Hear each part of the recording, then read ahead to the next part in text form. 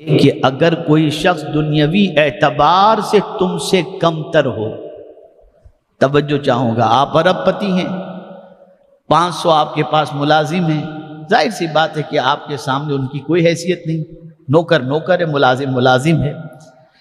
اب تواضع کسے کہتے ہیں؟ تواضع کا مطلب یہ ہے کہ اگر کوئی شخص دنیاوی اعتبار سے تم سے کم تر، یعنی تم سیٹھ ہو، سامنے والا تمہارا نوکر ہے، کم تر ہے، تو تم اس سے نرمی اور عاجزی سے پیش آؤ۔ نوکر سے بھی نرمی اور عاجزی سے پیش آؤ۔ یہ کبھی نہ سوچنا کہ میں سیٹھ ہوں اور یہ نوکر، جسے پروردگار نے مالک کونین بنا کر کے بھیجا ہے، وہ مصطفیٰ جان رحمت صلی اللہ علیہ وسلم کبھی اپنے خادموں کو خادم سمجھے ہی نہیں، بلکہ خادموں کو انسان ہی سمجھا۔ حضرت انس فرماتے ہیں کہ میں 8 سال کی عمر سے لے کر یا 10 سال کی عمر سے کم و بیش 10 سال تک حضور کی خدمت میں رہا، 10 سال تک، غلطیوں پر غلطیاں۔ اب ظاہر سی بات ہے کہ 8-10 سال کے بچے سے غلطیاں نہیں ہوں گی تو کیا ہوگا، لیکن کہتے ہیں میرے آقا صلی اللہ علیہ وسلم کے بارے میں اتنی غلطیاں مجھ سے ہوئیں کہ جس کی کوئی انتہا نہیں، لیکن سرکار نے کبھی مجھے اوف بھی نہ کہا، بلکہ حضرت انس کو ایسی ایسی دعائیں سرکار نے برکت کی عطا فرمائی کہ اللہ اکبر، سب کے باغ میں ایک مرتبہ پھل آئیں، ان کے یہاں ڈبل مرتبہ، اولاد میں برکت، مال میں برکت، برکت ہی برکت۔ یہ حضرت انس کے لیے حضور نے دعا فرمائی۔ صحابہ کو جو بلندی اللہ نے عطا فرمائی، اس کی وجہ سب سے بڑی ایک یہ بھی تھی کہ وہ کبھی خود کو بہت بڑا تصور کرتے ہی نہیں تھے، ہمیشہ عاجزی اور انکساری سے زندگی گزارتے تھے۔ تو فرمایا گیا دنیاوی اعتبار سے تم سے کمتر ہو، اس سے بھی نرمی اور عاجزی سے پیش آؤ۔ سیٹھوں کے سامنے تو ہر آدمی نرم ہو جاتا ہے، ملازمین کے سامنے، غریبوں کے سامنے نرم ہونا یہ ہے عاجزی۔ آپ کروڑ پتی ہو لیکن ملازم کو سلام کرتے ہو، آپ ارب پتی ہو کبھی ملازم کو چائے پیش کرتے ہو۔ میں دیکھیے کبھی شاید ہو سکتا ہے کہ آپ سوچیں گے کہ یہ کیا اپنے گھر کی بات پیش کر رہے ہیں، میں صرف تحدیث نعمت کی خاطر، ایک ترغیب کی خاطر بتا رہا ہوں۔ میرے گھر کا دستور میں آپ کو بتاؤں، یہ صرف تحدیث نعمت کی خاطر، اللہ جس کسی کو توفیق عطا فرمائے۔ میرے یہاں کام والی جب آتی ہے نا کام کرنے کے لیے، تو اس کے کام کے شروع کرنے سے پہلے میری اہلیہ اس کو چائے بنا کر کے دیتی ہے، یہ آج کا دستور۔ اور اگر کوئی کھانا، جیسے کہ ہماری کام والی مچھلی نہیں کھاتی اور ہمارے لیے کبھی گھر میں مچھلی بن گئی، تو اس کے لیے الگ سے کھانا بنایا جاتا ہے۔ الحمدللہ، یہ صرف ترغیب کے لیے بتا رہا ہوں، صرف ترغیب کے لیے۔ یاد رکھیں، اگر ہم چاہیں کہ جلال دکھا کر، بڑا پن دکھا کر ہم اللہ عز و جل کی بارگاہ میں عزت حاصل کریں تو نہیں، اللہ نے بڑا پن عطا فرمایا ہے تو عاجزی اختیار کرو، کسی کو حقیر، ان شارٹ یہ سمجھو، کسی کو حقیر نہ سمجھو، اس لیے کہ وہ بھی اللہ کا بندہ ہے اور تم بھی اللہ کے بندے ہو۔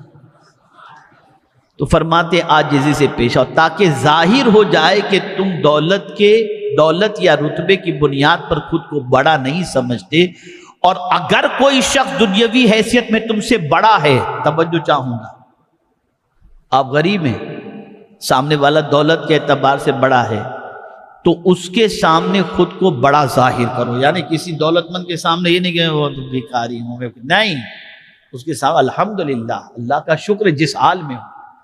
اور یہ کیفیت اللہ نے ولیوں کو عطا فرمائی، وہ کبھی بھی کسی بادشاہ کے سامنے، یا کوئی بادشاہ آ جاتا تو اس کے کپڑے کو دیکھ کر، اپنے پھٹے کپڑے کو دیکھ کر یہ نہیں سوچتے تھے یار یہ کتنا بڑا ہے، بلکہ اس کے سامنے یوں ہوتے تھے کہ میں جو پہنا ہوں اس کا مقابلہ تیرا کپڑا کر ہی نہیں سکتا۔ کبھی کوئی اللہ کے ولی کسی دولت مند کے سامنے حقیر خود کو نہیں سمجھے، اللہ نے جس حال میں رکھا اللہ کا انہوں نے شکر ادا فرمایا۔ ہمارا حال یہ کہ ہم مالداروں کے سامنے بچھ جاتے ہیں ایک دم جیسے غریب مسکین. نہیں، بچھنا ہے تو خدا کے سامنے بچھو، جھکنا ہے تو خدا کے سامنے جھکو. اس نے جس حال میں رکھا ہے اس کا کروڑوں شکر ہے، ارب و احسان ہے. مالداروں کے سامنے خود کو حقیر نہ سمجھو. اگر حقیر بنانا ہی ہے تو خدا کے سامنے اپنے آپ کو حقیر بناؤ. اور جب کوئی خدا کے سامنے اپنے آپ کو حقیر اور عاجز اور منکسر بنا دیتا ہے تو اللہ تعالیٰ اسے عزت عطا فرماتا ہے. مطلب یہ نہیں کہ آپ کسی مالدار کے سامنے یوں اکڑ کے رہو، نہیں، آپ مالدار سے بھی حسن سلوک سے پیش آؤ. اگر کوئی عہدے میں بڑا ہے اس کے رتبے کا خیال بھی کرو، یہ بھی حدیث مبارکہ میں ہے. مطلب یہ ہے کہ انٹرنل آپ کی فیلنگ آپ کی غریبی کی وجہ سے اور سامنے والے کی مالداری کی وجہ سے یہ نہیں ہونی چاہیے یار میں کیا ہوں یہ کیا. نہیں، تم جو ہو تم ہو، وہ جو ہے وہ ہے. تمہیں اللہ نے نہیں دیا، اسے اللہ نے دیا ہے. دینے والی ذات اسی کی ہے. تمہیں بچھنا ہے تو خدا کے سامنے بچھ جاؤ، اس لیے کہ کوئی بھی مالدار بڑا نہیں ہے. تم پیدا ہوئے تو تمہارے کانوں میں آواز پہنچا دی گئی، اللہ اکبر، اللہ سب سے بڑا ہے. بچھو اس کے سامنے. حضرت حسن بصری رحمت اللہ تعالی علیہ فرماتے ہیں، کیا پیاری بات فرمائی، کیا پیاری بات فرمائی ہے. ارشاد فرماتے ہیں کہ تواضع یہ ہے کہ جب تم باہر جاؤ تو جس کسی کو دیکھو اس کو اپنے سے بہتر سمجھو. جس کسی کو دیکھو اسے اپنے سے بہتر سمجھو. اور یہ بات یاد رکھیں، یہ آسان کام نہیں ہے. دنیا میں بھی اگر کوئی رتبہ ہم کو چاہیے، کوئی اسٹیٹس ہو، کوئی مقام چاہیے تو بڑی قربانی دینی پڑتی ہے. یوں ہی بڑا رتبہ نہیں مل جاتا.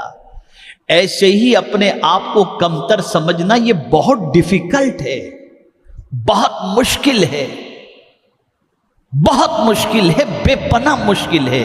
لیکن اگر کوئی یہ کر لے تو اللہ اسے بلندی عطا فرماتے. اب تھوڑا سا قرآن و حدیث کی روشنی میں تواضع کے بارے میں سماعت فرما لیں.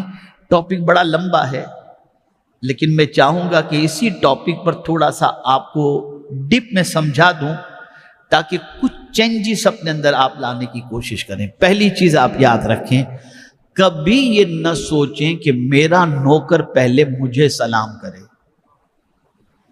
ہمیشہ کوشش کریں کہ نوکر کو پہلے آپ سلام کریں. یہ بہت ایزی فارمولا آپ کو بتاتا ہوں. کبھی کوئی امیر یہ نہ سوچے کہ غریب مجھے سلام کرے. ہر امیر یہ سوچے میں پہلے غریب کو سلام کروں. کوئی یہ نہ سوچے کہ یہ مسجد کا خادم ہے، اس کی کیا حیثیت. بے تے سے بات نہیں کرنا، رسپیکٹ سے بات کرو، اچھی طریقے سے بات کرو. اور سب سے اہم بات، کھانے کے لیے جب بیٹھو تو صرف مالداروں کے ساتھ ہی نہ بیٹھو، کچھ ایسے غریب کو بھی اپنے ساتھ لے کر کے بیٹھو جو آپ کے ساتھ بیٹھ کر کھانے میں اپنی عزت سمجھے اور آپ کے ساتھ کھا کر نکلے تو آپ کو دعائیں یوں دے کہ میں تو ان کے قریب بیٹھنے کے لائق نہیں تھا، لیکن اتنے بڑے ہو کر انہوں نے مجھے یہ عزت عطا فرمائی. تو مولا کو پیار آ جاتا ہے، تھوڑی سی بڑائی پر تو نے میرے غریب بندے کو عزت عطا فرمائی، میں سب سے بڑا ہوں، تو جب اس کو عزت عطا کرتا ہے تو میں بھی تجھے عزت عطا کر دیتا ہوں. یہ ہے پالیسی.